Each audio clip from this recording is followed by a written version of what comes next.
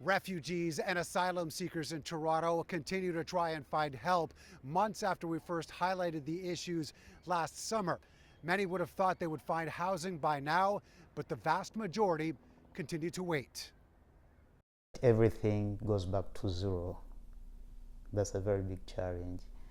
When Edgar arrived in Toronto from Uganda seeking asylum last year, he wasn't sure what to expect. Looking for help alongside hundreds of others, some sleeping on the street outside the city's intake center, others finding shelter in churches. He was taken in but has since been caught up in the system.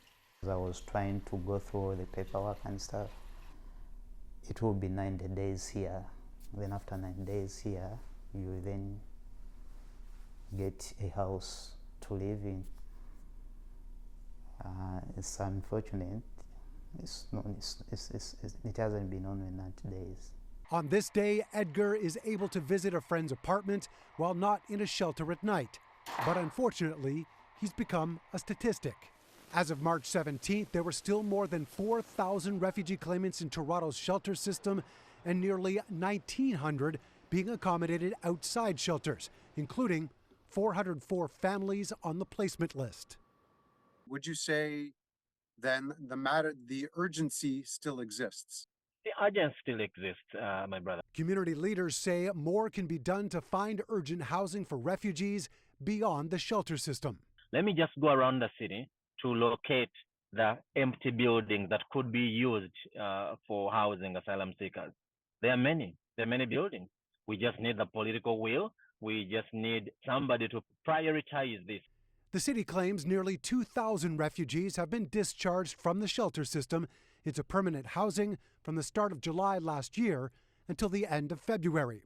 On February 2nd, the federal government announced $143 million in funding to help reimburse the city's costs for housing refugees last year and in the first quarter of 2024.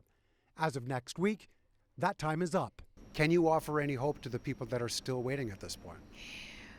The fact that the federal government have offered a down payment for 2024 this year, and that funds are coming through. Big money and promises made aren't helping Edgar get by day to day, though. For now, he visits other people's homes while continuing to wait for his own. I thought so much that in February, around February, Jan, I was gonna get out. She had promised, but up to now, things haven't gone my way. So I'm still waiting.